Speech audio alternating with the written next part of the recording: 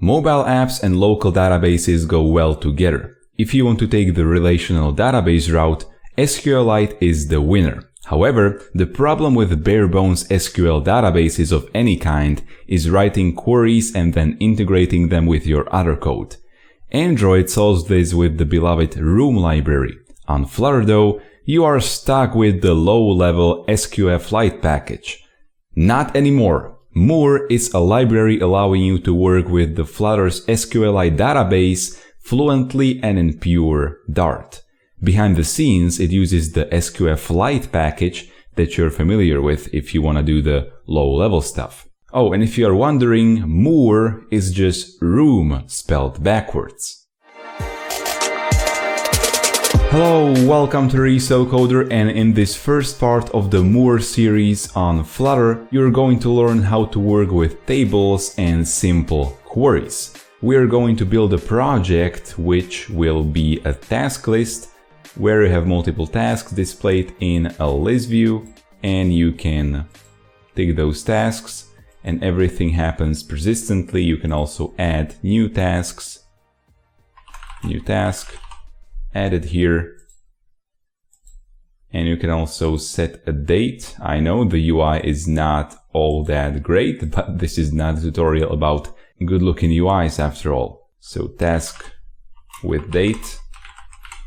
And here we go. We have some task with date here, and then we can delete it. Later in this series, in the next parts, you're gonna learn about advanced queries. So for example, sorting those tasks, or even about joins, foreign keys, migrations, and then about pagination. So if you don't want to miss those parts, definitely subscribe to this channel and also hit the bell button so that you will get really notified when those videos come out. And be sure to check out the written tutorial from the link in the description, where you can also find all the code written in this video and links to the libraries. We're gonna start off in the pubspec.yaml file because we want to import all of the libraries. We're gonna use Moor Flutter and also Moor generator because Moor works by source generation. At the end of the day, everything you write with Moor using the Fluent syntax, using the Dart programming language, has to get converted to SQL. The good thing is that you do not need to write the SQL yourself. So let's import Moor Flutter into dependencies, and then also we want to have Moor generator together with the build runner inside the dev dependencies. Whatever is inside dev dependencies doesn't get packaged together with the app once it's built finally for the devices. This is all you need for Flutter directly, but because we are building an app, we also need to add something for the UI. So we're gonna use provider and then also Flutter slidable. Provider is a simplification of the inherited widget. And then we have Flutter slidable here because we want to be able to slide a task in order to delete it. Once we save this pubspec.yaml file, we can go ahead and create our first table with Moor.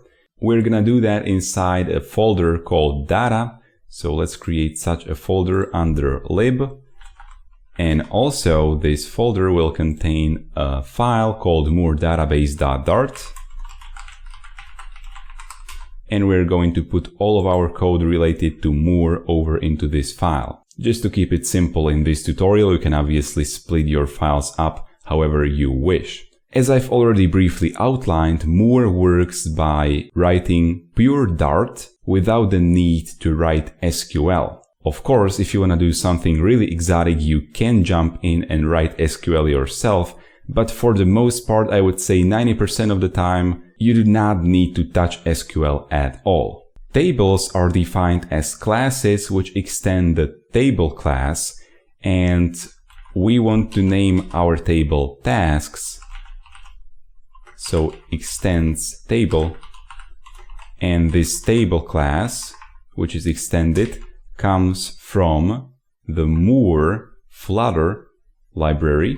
And also because Moor works by source generation, we also need to provide a part directive or part statement. This will be the file where the generated code will be contained, and this file's name will be also Moor database. .g for generated.dart. For now, it's going to show an error because this file doesn't yet exist, but once it's generated, this error will go away. Let's now go over to tasks and let's ask what will the task need. Well, we need to somehow identify each and every task, so it's probably a good idea to have an ID inside of it. Then every task needs to have a name, or in other words, a title, for example, learn more here. Then it can have a date and also whether or not it's completed. So let's add these columns over to this table. In other words, let's add properties to the class, because properties of a class are the same thing as columns of a table. The ID will be an int, but we cannot just write int. It's actually an int column.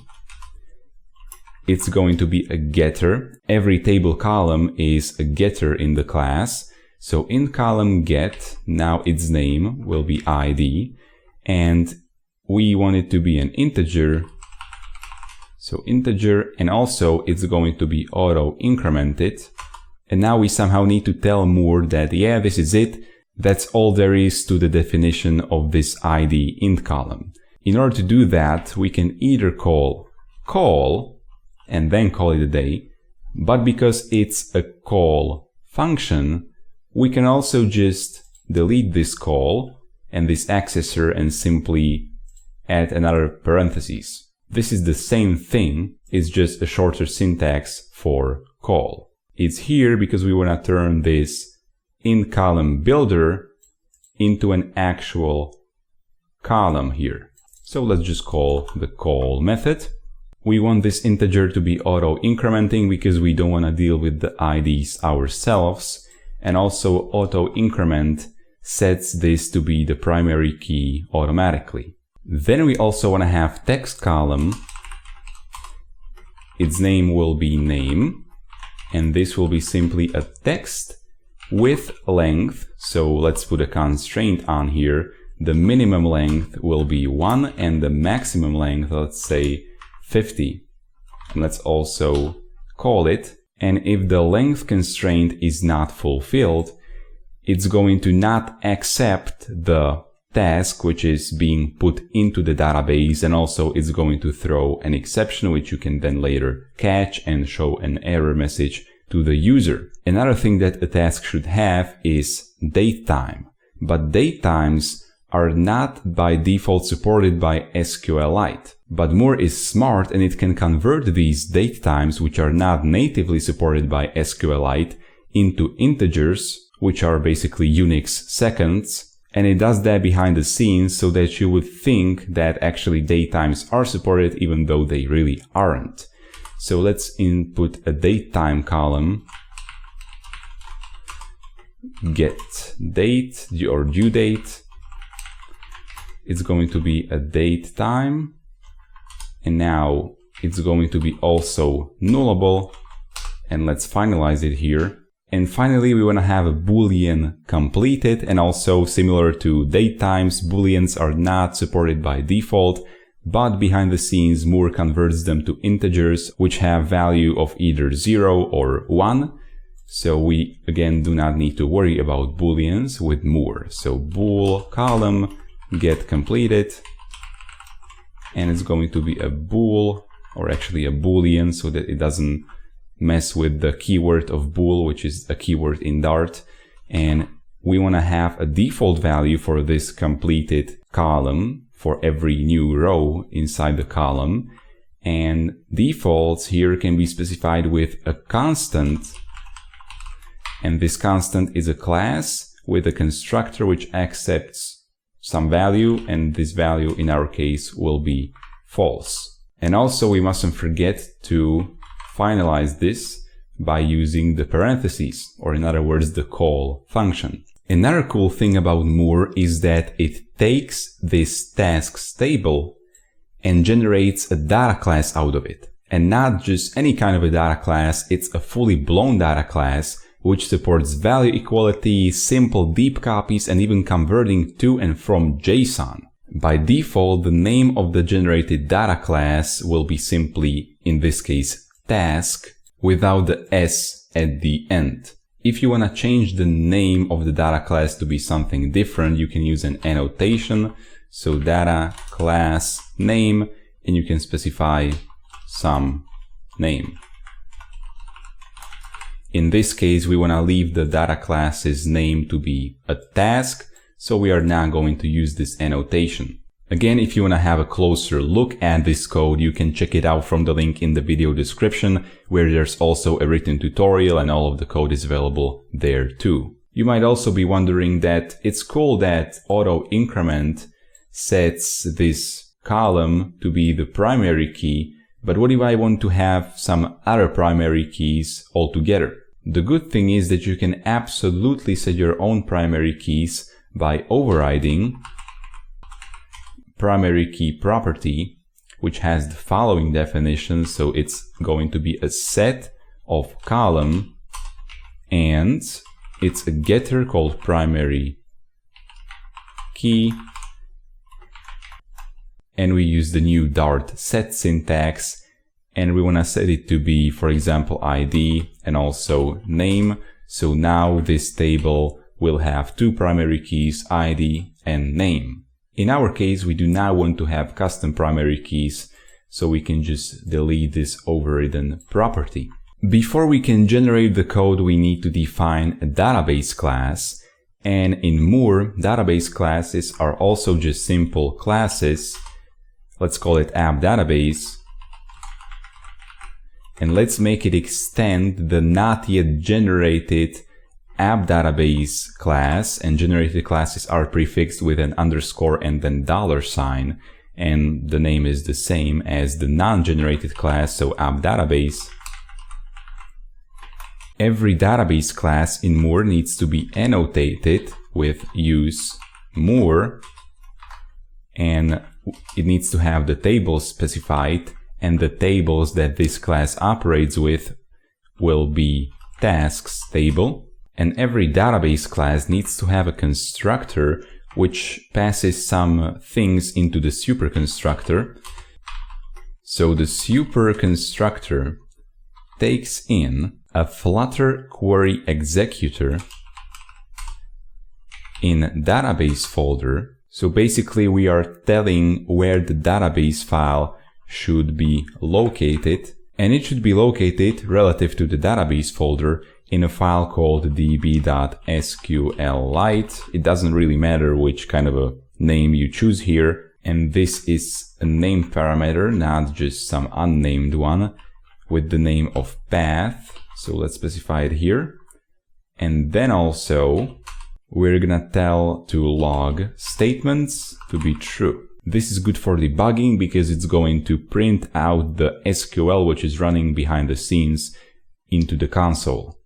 But we have some kind of an error here, and of course this error is here because this app database class is not yet generated, but it's going to be in just a bit. So let's actually generate it now. Let's open up the terminal and let's run flutter pub or packages pub run build runner, and let's say watch, so that it rebuilds each and every time we save this Moor database file.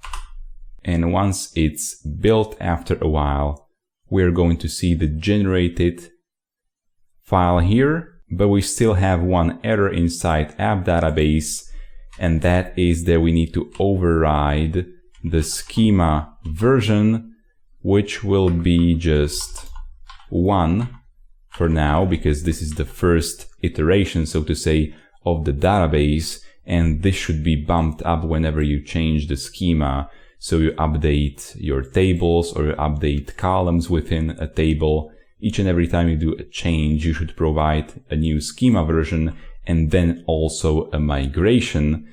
And migrations will be covered later on in this series, so definitely stick around and subscribe to this channel, and also hit the bell button if you do not want to miss that part. Let's now take a look at the generated file.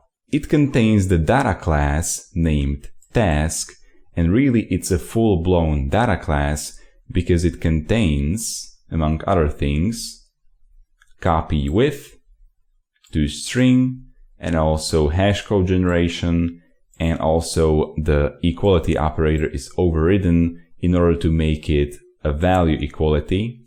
Then it also contains the tasks table, which does some interesting things. It works with generated int columns, and if we take a look, for example, at this generated int column class, you will be able to see that really it does use plain old SQL integer.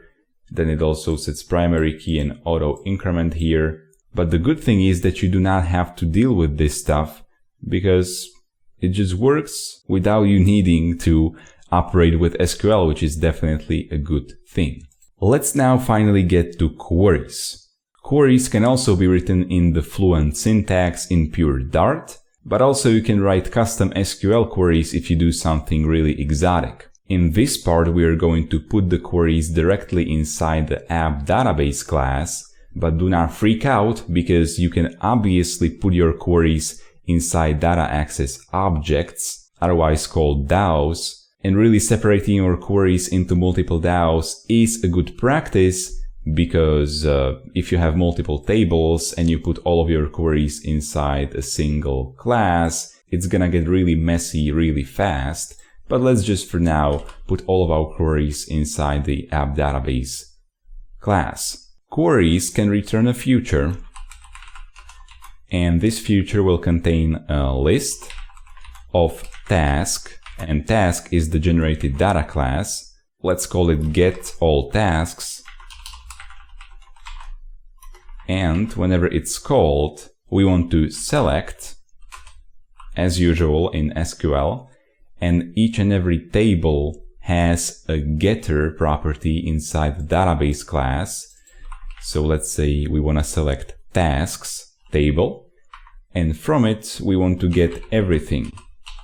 But this only returns a future. What if we want to observe the tasks and get a new value out of them whenever new tasks are added or something is just modified inside the tasks table? Well, we do not have to operate purely with futures. We can also have streams here. So let's duplicate this line below by using Shift Alt and down arrow, at least on Windows in VS Code. And we are going to change this future to be a stream. And instead of get all tasks, it's a good practice to say watch all tasks. And then instead of get, we're going to call watch. And that's it. Now we have a stream which automatically emits new values whenever the underlying table changes. Then we want to have insert tasks, which simply returns a pure future without anything inside of it. So insert task, and it's going to say into tasks table, we want to insert a task. But this task needs to come from somewhere, so we obviously need to specify it inside the parameter list of this function.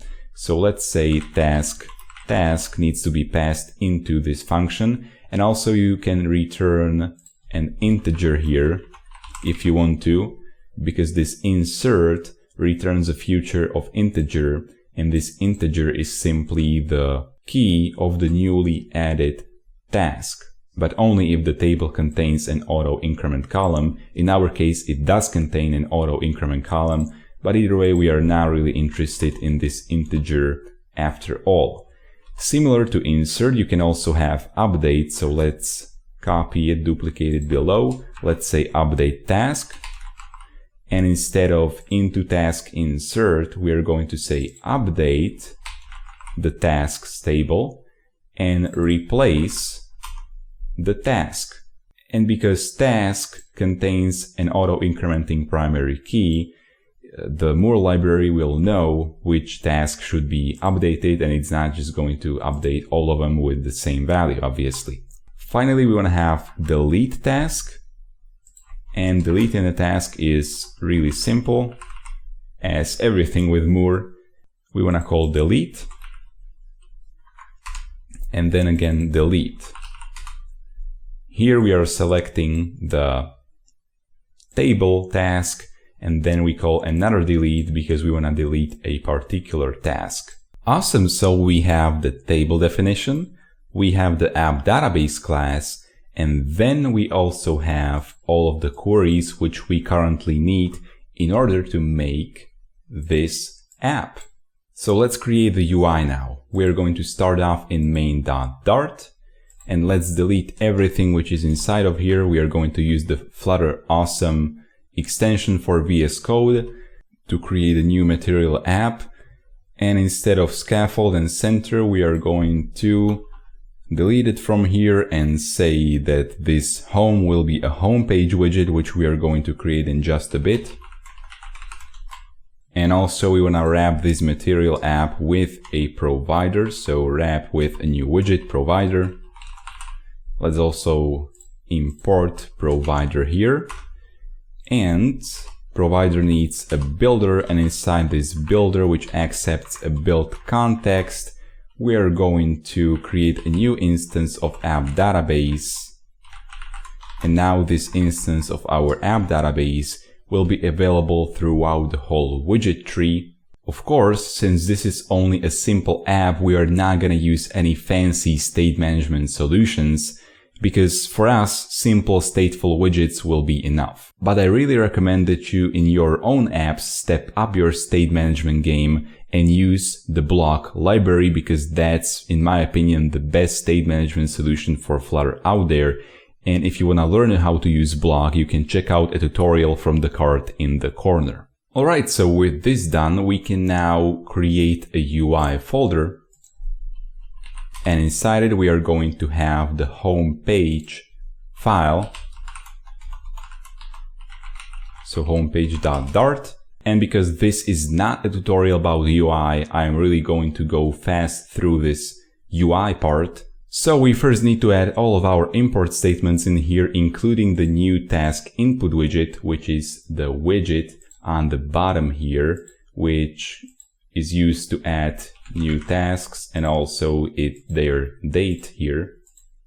And then we're going to have a stateful widget homepage, which has a scaffold, and then its body is a column containing a task list, which is the list view, and then on the bottom will be the new task input, which I have just shown it to you. So this build task list will be a stream builder, but first we want to access the database using the provider. So provider of app database, simple inherited widget syntax with the provider package, which is really awesome. And then we want to have a stream builder in here because we are watching all of those tasks. And if you remember, watching tasks returns a stream, which then is updated every single time that something changes inside the tasks table, which is definitely an awesome thing.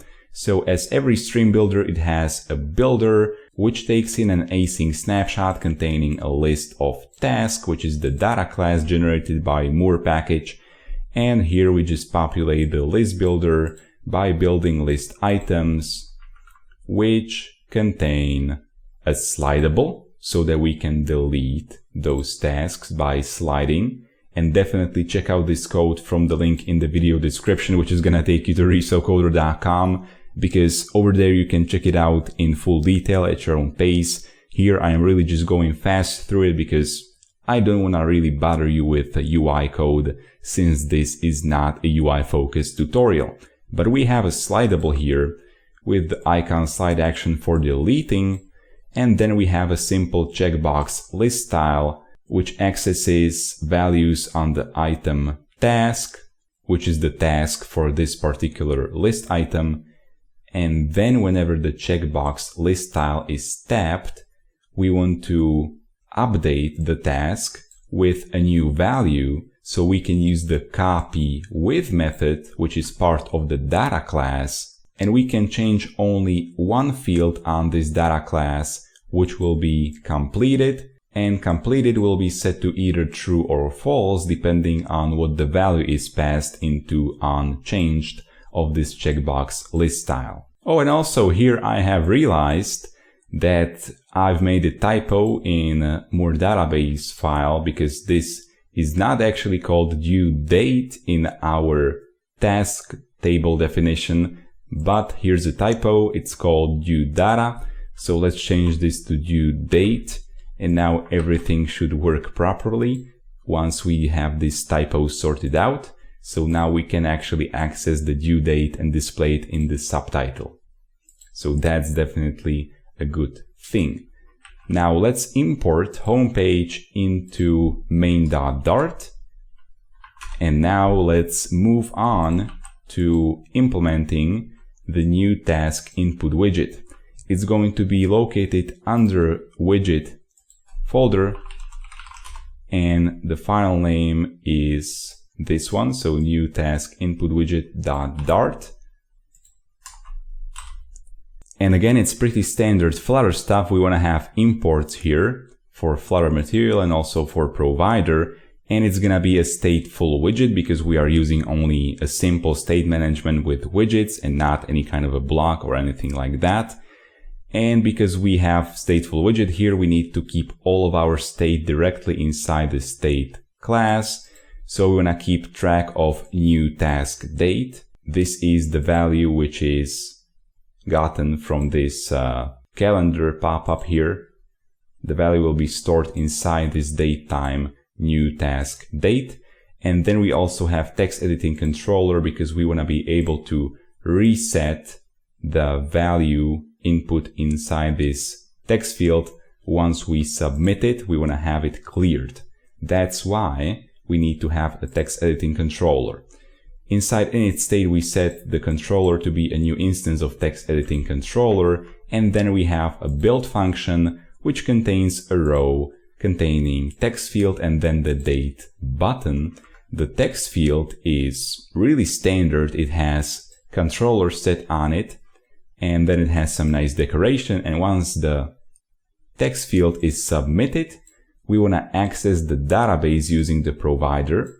Then we instantiate a new task data classes object and set a name and due date on it. All of the other fields of this data class and subsequently of the table will be set to their default values. So because ID is auto incrementing, it will simply auto increment, and this Boolean completed will be set to false because it's a default value for this column. Back inside the new task input widget, we then want to call insert task on this database instance. And also because due date is nullable inside the table definition, we do not need to worry about whether or not this new task date is null. If it wasn't nullable here as we have defined, and then you tried to input some null value into a non-nullable column, you would have problems, you would get an exception. But because it's nullable, we do not need to worry about that. And then we want to reset values after submit. But before that, we want to build the date button, which simply calls show date picker. And it sets it up so that the first date is 2010, the last date is 2050. And it stores the return value from this date picker inside the new task date field. This one, DateTime. And finally, reset values after submit. We'll call set state and set the new task date to be null so that new tasks will have new dates set on them and not the last date from the last edit task. And it also clears the text editing controller so that it doesn't have any value inside of it like this. It clears it. All right, once we save this, we can run it inside the emulator. And here we go. And actually, because we have set on the Moor database to log statements, we can see that it logged the first statement, create table. If not exists, the table name is tasks, and so on and so on. It defines all of its columns here. You can see that due date is in fact an integer and it can be null because dates cannot be stored by default. And then also completed is a Boolean, which is kind of interesting because Booleans should not be supported. Maybe I'm mistaken, but still they are not like pure Booleans because still they have to check for the range of the completed column here, because the completed column needs to be in range of 0 and 1 as an integer, because 0 and 1 are the only values that a Boolean can have, right? So still, that's kind of funky with this Boolean, but it works, so I mean, that's cool.